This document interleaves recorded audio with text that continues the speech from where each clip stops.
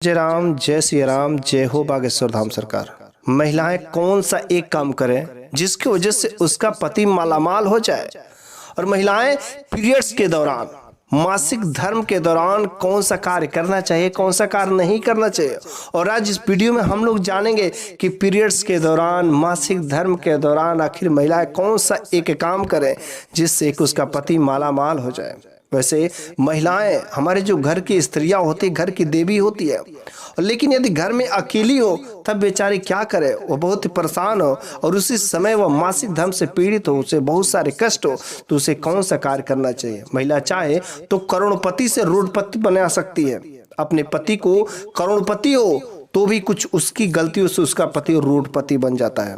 वह महिला हर प्रकार के सुख और दुखों में साथ देती है, लेकिन महिला चाहे तो सब कुछ कर सकती है, क्योंकि हमारे घर को आगे बढ़ाना, हमारे घर की तरक्की करना महिलाओं के हाथ में होता है। मर्द का काम है, पुरुषों का काम होता है केवल पैसे को अर्जित करना, पैसे कमा कर लाना, लेकिन घर की पूरी जिम्मेदारी मेन हमारे घर की महिलाओं के हाथ में है। इस वजह से जो हमारे घर की बहू बेटियां होती है, बहू बेटियों को हमेशा माता लक्ष्मी कहा जाता है और लक्ष्मी की देवी जैसे पूजी भी जाती है। कितने जगह पर नारियों की पूजा होती है, लेकिन कुछ ऐसी गलतियां हमारे घर की महिलाएं कर देती हैं जिसकी वजह से हमारा घर नरक बन जाता है।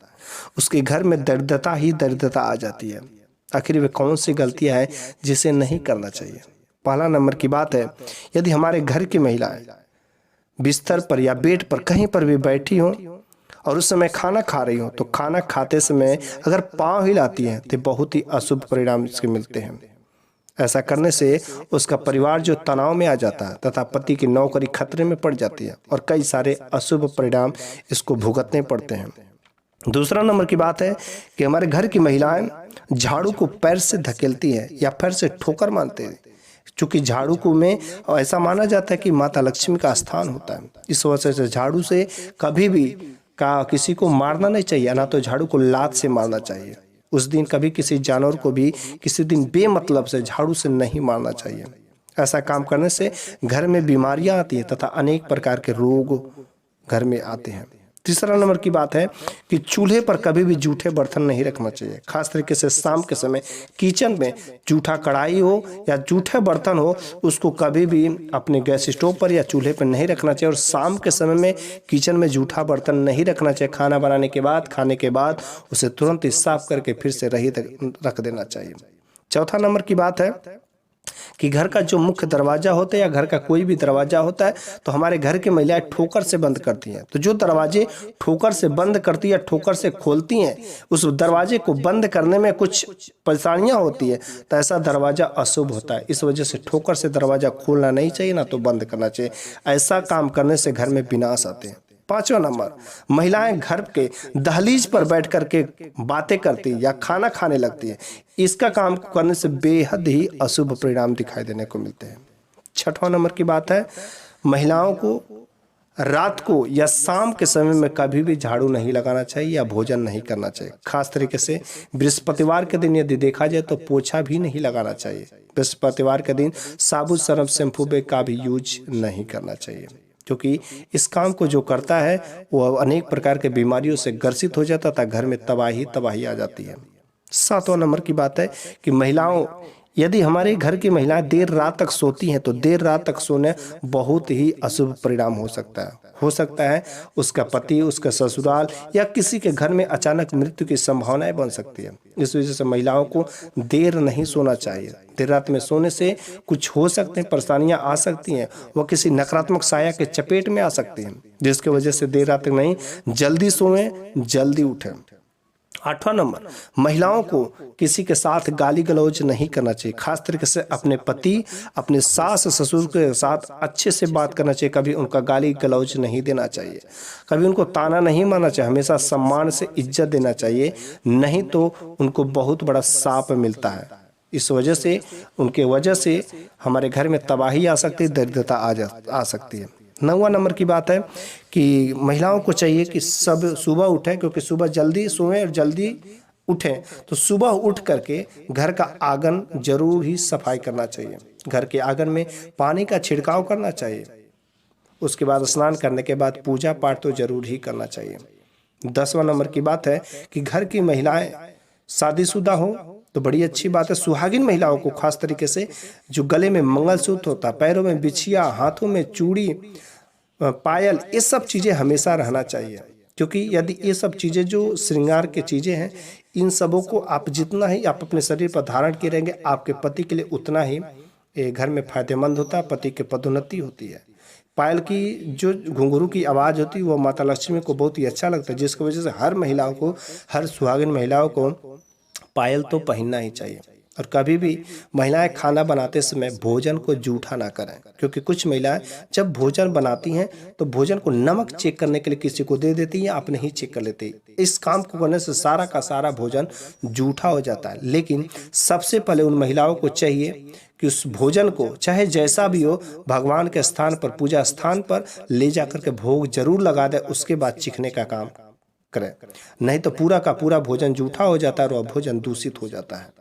और यदि ऐसा भोजन भगवान को आप भोग लगा देती हैं तो इसके उल्टा परिणाम आपके जीवन पर दिखाई देने लगता है। लेकिन अब हम जानते हैं महिलाएं यदि ऐसे सोती हैं, इस प्रकार सोने से मात्र महिलाओं को उसके पति पर अच्छा खासा प्रभाव दिखाई देने लगता है। उसका पति मालामाल हो जाता है, घर से दरिद्रता चली जाती है और उसके घर में अमीरी ही अमीरी बस जाती है। कि महिलाएं बस अगर मात्र ऐसे सो जाए, ऐसे सोने के तरीके जान जाए, तो बस उस काम को करने से उसके घर में अमीरी ही वास कर जाएगी। पहला नंबर की बात है, महिलाओं को चाहिए कि देर रात सोने वाली महिलाएं, वह बहुत ही अशुभ परिणाम होता है। महिलाओं को चाहिए कि 2 बजे रात तक नहीं सोना चाहिए। कुछ महिलाएं 12 बजे रात सोती हैं, 2 बजे तक सोती है, लेकिन नहीं, आपको जल्दी जगना है और जल्दी सोना है, दोनों काम करना है। और 2 बजे तक, 12 बजे तक मोबाइल में लेकर चैट करना, ये सब चीज़ें करना बहुत ही इसके अशुभ परिणाम देखने को मिलते हैं।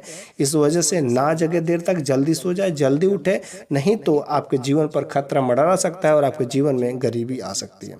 तो जल्दी सोएं और जल्दी उठें। दूसरा नंबर की बात है, धर्मशास्त्र के अनुसार कुछ महिलाएं दिन भर सोती रहती है, दिन में भी 3 घंटा 4 घंटा, शाम को भी बहुत सवेरे सो जाती हैं और देर सुबह तक सोती हैं। तो सारा समय कुछ महिलाएं सोने में ही व्यतीत करती हैं। और जो महिलाएं ज़्यादा समय सोने में व्यतीत करती हैं, उसके घर में हमेशा आलस्यपन, धन की हीनता, बीमारी, अनेक प्रकार से दरिद्रता उनके घर में वास कर जाती है। और उसके ऊपर हमेशा नकारात्मक जो है बातें रहती है और नकारात्मक ऊर्जा उसके ऊपर प्रभावशाली हो जाता है, जिसकी वजह से वह घर अगर करोड़पति भी रहता है तो दरिद्रता में क्षीण हो जाता है। इस वजह से धर्मशास्त्र के अनुसार चाहिए कि हमारे घर की महिलाओं को सारा समय सोने में ही नहीं व्यतीत करना चाहिए, बल्कि दिन में नहीं सोए, केवल रात में जो सही समय है सोने का, उसी समय सोना चाहिए।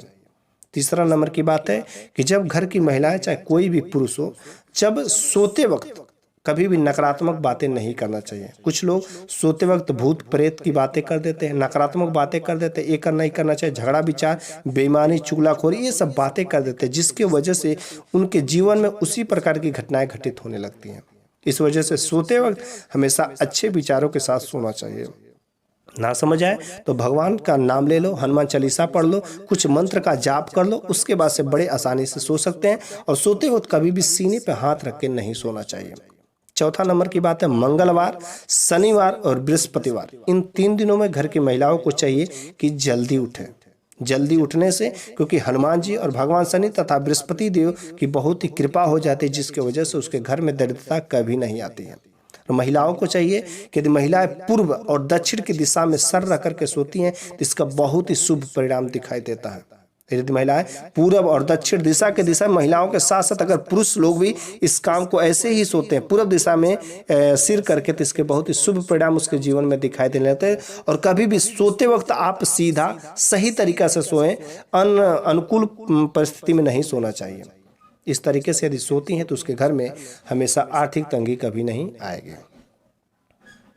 लेकिन रह गई बात अब मासिक धर्म के दौरान कौन से कार्य करने चाहिए और कौन से कार्य नहीं करने चाहिए, क्योंकि जब मासिक धर्म के से जो महिलाएं पीड़ित रहती है, उस समय उनको बहुत सारे परेशानियों का भी सामना करना पड़ता है। तो पहला नंबर की बात है कि महिलाएं यदि मासिक धर्म के दौरान पीरियड्स के दौरान यदि वे पीड़ित है तो उस समय देवता स्थान पर अर्थात किसी भी धार्मिक स्थान पर नहीं जाना चाहिए। किसी पूजा पाठ या आपके घर का पूजा स्थान हो उस जगह पर नहीं जाना चाहिए। यहाँ तक कि रसोई घर में खाना नहीं बनाना चाहिए। लेकिन आजकल का समय जो है तो बिल्कुल ही हमारा अकेला फैमिली हो जाता। पहले जो था तो ज्वाइंट फैमिली रहता था, कई सारे बहुत सारे बहू बेटियां रहती थी, तो एक का अगर पीड़ित है तो दूसरे लोग बना सकते थे, सहयोग कर सकते थे। लेकिन आजकल का ऐसा समय हो गया, अधिकतर फैमिली न्यूक्लियर फैमिली हो गया है। लेकिन एक जो महिला बस रहती है और वह महिला जो सबको खाना बना करके देती, सब कुछ करती है। अगर वही खाना नहीं बनाए तो जिससे पूरे परिवार में सभी लोगों की समस्याएं बढ़ जाती है। तो इस वजह से महिलाओं को कुछ मजबूरियों के वजह से वो सारे घर के काम करने पड़ते बस, लेकिन पूजा स्थान पर नहीं जाना चाहिए। ठीक है, लेकिन महिलाएं तो मजबूरी में रहती, क्या करे, करना ही तो पड़ेगा। लेकिन उन दिनों में आपको महिलाओं, आप सभी महिलाओं को कुछ चीज़ें हैं जो खास तरीके से करना चाहिए। जब भी आप किचन में जाएं तो किचन में जाते समय आप जो है हमेशा किचन का अन्नपूर्णा देवी का पैर छू करके माफ़ी मांग लीजिए, हे माता मुझसे गलती हो गई क्योंकि मैं मजबूर हूँ जिसकी वजह से ये सब कार्य करने पड़े। और जब भी आप किचन में जाएं तो किचन में खाना बनाने से पहले अच्छे तरीक़ा से अपने शरीर को शुद्ध कर लेना है, अर्थात अपने आप को अच्छे से नहा लेना है। नहा धो करके स्नान करने के बाद ही आप किचन में प्रवेश करें तो पूरा तो शुद्ध नहीं हो सकते लेकिन कुछ तो शुद्ध हो सकते हैं। और माता अन्नपूर्णा देवी से आप माफ़ी जरूर मांग लीजिए कि मुझे माफ़ कर दीजिएगा, मैं मजबूर हूँ, इस वजह से आज मेरे को सब काम करना पड़ रहा है। क्योंकि महिलाएं तो चाहती नहीं है ये सब कार्य करना, लेकिन मजबूरी में उन सब महिलाओं को ये सब कार्य करने पड़ते हैं। लेकिन अगर महिलाएं मासिक धर्म से पीड़ित हो तो पीड़ित के समय, जिस समय अधिकतर पीड़ा होता है उस समय खाना नहीं बनाना चाहिए। क्योंकि पीड़ा के समय अर्थात खुद दुख दर्द में हो, कोई बीमार हो, अगर बीमार व्यक्ति खाना बनाता है तो वो खाना जो दूषित हो जाता है वह खाना शुद्ध नहीं रहता है। इस वजह से जब आप दर्द से रहित हो उसी समय भोजन बनाने का काम करें, चाहे कोई भी काम करें। वह भोजन किसी दूसरा करता है तो उसका फल भी मिलेगा, लेकिन जिस समय आप पीड़ित हो उस समय यदि आप भोजन करेंगे तो उस भोजन का फल आपको कभी नहीं मिलेगा। और ऐसा घर में दरिद्रता आ सकती है, ये अशुभ होता है। जिस समय आप जो है कंफर्टेबल हो, आरामदायक स्थिति में उसी समय काम करें। थोड़ा देर सवेर हो सकता है, वो घर के परिवार के लोग मैनेज कर सकते हैं, लेकिन आप अनुकूल परिस्थिति में सब काम नहीं करें। तो ये रहा आज का वीडियो जिसमें मैंने अच्छे से अच्छे तरीके से मैंने आपको बताया है कि कौन से कार्य करना चाहिए हमारे घर के महिलाओं को, और घर की महिलाएं क्या करें क्या नहीं करें जिससे वो पति, उसका पति माला माल हो जाए। यदि आपको वीडियो अच्छा लगा हो तो कम से कम सब्सक्राइब कर दीजिए, और अभी तक लाइक नहीं किया तो लाइक करने के बाद हमारे इस वीडियो को शेयर भी कर दीजिए।